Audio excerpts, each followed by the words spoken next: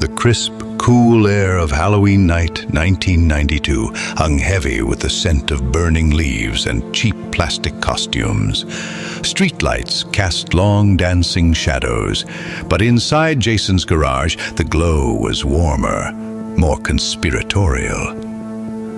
6 figures, ranging from awkward adolescence to the cusp of young adulthood, huddled together. The air buzzed with nervous energy and the low hum of a cassette player spitting out grunge anthems. Tonight wasn't about trick-or-treating. Tonight was about Zayres. Charles, barely 14, clutched the straps of his worn backpack, trying to appear nonchalant. He was the new kid, reluctantly brought along by his older sister Sarah, a vibrant force of nature at 16. Across from him sat Jason, 17, the undisputed leader of this clandestine operation.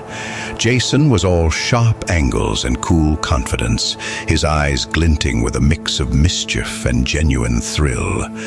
Beside him, his best friend, Mike, a burly, unshakable presence, fiddled with a hefty flashlight. Sarah, always the mediator, nudged Charles, offering a half-eaten bag of candy corn. Rounding out the group were Lisa and Chris, a perpetually giggling duo, whispering behind their hands, their eyes darting towards Jason with a shared, unspoken admiration. The plan had been whispered about for weeks in hushed tones during lunch breaks and after school. The old Zayre's department store, a skeletal relic of forgotten consumerism, stood just beyond the neighborhood's edge.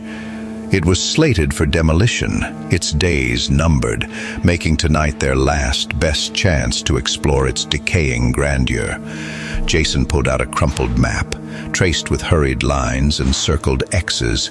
He pointed to a faint line drawn around the perimeter, then a bold X near what used to be the loading docks. "Midnight," he reiterated, his voice a low growl, "when the ghosts really come out." The others nodded, a mix of fear and exhilaration playing on their faces. The digital clock on Jason's VCR finally clicked over, bathing the living room in a ghostly green 12 a.m. A collective breath was held, then released. It was time. They slipped out of the house like shadows, moving through the quiet streets. The suburban night was unusually still, the usual sounds of distant dogs barking or late-night cars absent. Even the wind seemed to hold its breath. They walked in pairs and trios, sticking to the shadows of manicured hedges and sleeping houses. Jason and Mike led the way, their flashlights cutting narrow beams through the inky blackness. Behind them, Sarah guided a slightly nervous Charles, whispering encouragement, "Don't worry, it'll be fine." Lisa and Chris brought up the rear, their nervous giggles muffled by the oppressive quiet. The air grew colder as they left the familiar, comforting glow of the streetlights, venturing into the unlit, forgotten paths that led towards the old commercial district. They reached the perimeter of the abandoned Zayres, a massive, imposing silhouette against the faint glow of the distant city. Chain-link fences, rusted and sagging, surrounded the property, but Jason knew a weak spot. A section where the fence had been peeled back, just enough for a determined group of teenagers to squeeze through. "All right," Jason whispered, his voice barely audible above the chirping crickets. "We split up here. Mike and I will go left. Check the main entrance. Sarah, you, Charles, Lisa, and Chris go right, along the back, near the railroad tracks. Meet back at the old loading docks in 30. Less chance of getting caught if we're not a big group." He looked directly at Sarah, a silent confirmation of trust. Sarah nodded, her gaze firm. Charles felt a knot tighten in his stomach. The thought of splitting up felt wrong. But no one questioned Jason. This was their rite of passage. Sarah's group, Charles, Lisa, and Chris, navigated the overgrown path behind the behemoth of the Zayres. The ground was uneven, littered with broken glass and forgotten detritus, each step crunching loudly in the unnerving silence. The air grew noticeably colder here, a damp chill seeping into their bones. To their left, the skeletal remains of old railroad tracks stretched into the darkness, glinting faintly under the sparse moonlight. The tracks themselves seemed to hum with an unheard energy, a forgotten path to somewhere or something else. Suddenly, a soft, ethereal glow appeared, not the harsh beam of a flashlight, but something far more otherworldly. It hovered just above the rusted rails, a shimmering, phosphorescent orb about the size of a basketball. It pulsed gently, almost breathing. Then another appeared, and another, and within moments, several more. They weren't just spheres. Some were perfect, glowing triangles, rotating slowly, silently, their edges impossibly sharp. They moved with an unsettling grace, drifting slowly closer, then pulling back, like curious, alien jellyfish. Lisa let out a soft gasp, quickly stifled. Chris, usually so boisterous, was utterly silent, his eyes wide with a mixture of terror and awe. Charles felt his heart hammer against his ribs, a frantic drum in the suffocating silence. He instinctively reached for Sarah's hand, his fingers clammy. As the orbs and triangles drifted nearer, a faint, pervasive whisper began to seep into the air. It wasn't a distinct voice, but a cacophony of soundless words, like 1,000 secrets being breathed directly into their minds. It was unsettling, disorienting, and it seemed to press in on them, making the hair on Charles's arms stand on end. The whispers weren't threatening, not directly, but they filled the void with an indescribable dread. What is that?" Lisa finally managed, her voice barely a tremor.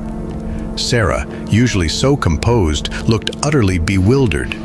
The orbs and triangles pulsed, intensifying their eerie glow, and the whispers grew louder, though still indistinct, a rising tide of silent dread.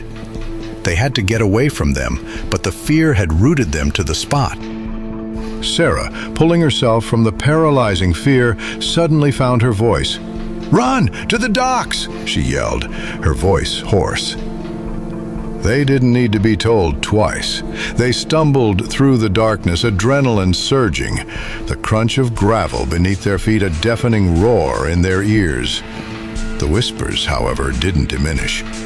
They seemed to follow, a persistent, chilling hum in the back of their minds, as if a switch had been flipped, connecting them to an unseen source. They burst into the clearing of the old Zayre's loading docks, gasping for breath, their eyes wide with unadulterated terror. Jason and Mike were already there, standing near a rusted, half-open bay door, their flashlights casting frantic beams around the dimly lit space. They turned, alerted by the commotion. "What happened? What was that noise?" Jason demanded, his voice laced with concern as he took in their pale faces and ragged breaths. Sarah, leaning against a graffiti-scarred wall, tried to compose herself. Orbs, glowing, triangles by the tracks, and whispers. They followed us. Her voice trembled despite her efforts. Charles, still panting, could still feel the insidious hum in his head. Mike looked at Jason, then back at the terrified trio. His usual composure seemed to crack. "Whispers? What are you talking about?" Just then, a faint, almost imperceptible thrum vibrated through the air. It was a sensation more than a sound, a low-frequency hum that resonated in their chests. The air grew even colder, and a palpable sense of unease settled over the docks, a silent, pervasive dread that was far more unnerving than any imagined ghost. It was as if whatever had followed Sarah's group had now made its presence known to all 6 of them. The whispers, though faint to the others, were now an undeniable current in Charles and Sarah's minds, a constant low murmur of incomprehensible dread. Despite the chilling encounter, the allure remained. Or perhaps it was a desperate need to find a rational explanation for what they had just experienced. Jason, ever the leader, made the decision. We're in. We stick together. We find out what this is. Mike, still uneasy but loyal, nodded. They slipped through the partially open loading bay door, stepping into the cavernous darkness of the abandoned department store. The interior was a desolate landscape of dust, shattered glass, and forgotten memories. Stripped shelves stood like skeletal trees. Long-dead cash registers sat like tombstones, and the faint, sweet smell of decay hung in the air. Their flashlights cut through the oppressive gloom, revealing more of the vast, empty space. The whispers from outside seemed to fade into the background here. Or perhaps they were just drowned out by the sheer strangeness of their surroundings. They navigated through the skeletal remains of what was once a bustling retail space, guided by Jason's sense of direction. He remembered an old rumor whispered among the neighborhood kids about a secret lab in the back of the store, dating back to when the building was first constructed, long before Zayre's even existed. Most dismissed it as urban legend. Tonight, they were hoping it was true. After what felt like an eternity of dusty corridors and empty rooms, they found it, tucked away behind what used to be the employee break room, a heavy, bolted metal door, unlike any other in the store. Mike, with a grunt, managed to pry it open, revealing a short, dark hallway. At the end, another door, this one of reinforced steel, stood ajar. They cautiously stepped inside. It was undeniably a lab. Steel tables, stained and rusted, lined the room. Broken beakers and scattered papers lay strewn across the floor. But what caught their attention were the jars, dozens of them on shelves and embedded in strange, defunct machinery, and in some of them, a faint, glowing biological sample. They were viscous, some bubbling slowly, others pulsing with a dim internal light. The colors were unnatural, sickly greens, faint purples. Charles, compelled by an inexplicable urge, reached out towards one of the glowing red samples. Sarah, recognizing the danger, tried to grab his arm, but it was too late. His fingers brushed against the cold, smooth glass. The moment he made contact, a searing jolt went through him. Not pain, but an overwhelming rush of feeling. It was pure, unadulterated terror. His own fear, amplified 1,000-fold, and something else, something ancient and vast. The whispers in his head, and Sarah's, exploded into a deafening roar. a cacophony of silent screams that threatened to shatter his very mind. The air in the lab solidified, becoming thick and oppressive. The glowing samples in the jars pulsed violently, some cracking, releasing tiny tendrils of the glowing substance into the air.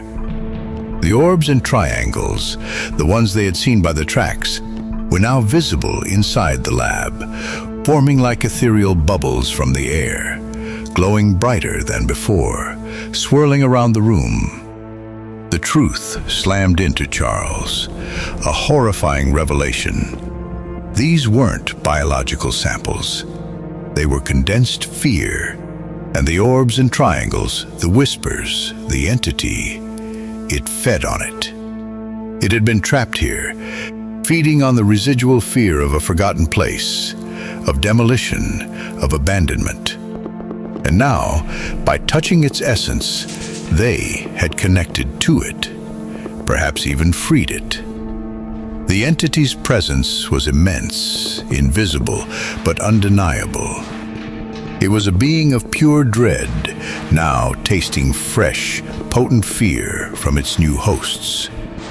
Panic erupted among the teenagers. Lisa shrieked. Chris stumbled back, knocking over a shelf of empty beakers with a crash.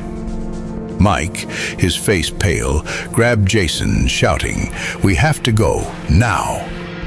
Jason, for the first time, looked truly terrified. He shone his flashlight frantically around the room, illuminating the swirling, glowing orbs and triangles. They were closer now, almost touching them, their silent, whispering presence overwhelming. The entity was clearly drawing strength from their terror. "Run," Jason bellowed, his voice cracking with fear. They scrambled out of the lab, through the corridors, the invisible presence of the entity pressing in on them, the whispers, now a constant, droning chorus in their minds, became a palpable weight. They burst out of the Zayre's loading dock entrance, into the comparative sanity of the night. They didn't stop running until they were back on familiar, streetlight-lit streets, gasping for air, their lungs burning, their bodies trembling. They collapsed on Jason's front lawn, huddled together, trying to process the impossible. The whispers, though fainter now, still echoed in Charles's mind, a persistent, chilling hum that seemed to intertwine with the hum of the suburban night. He looked at Sarah, and she met his gaze, a shared understanding of the horror they had just witnessed, and the chilling realization that it wasn't over. The entity had tasted their fear, and it was now free.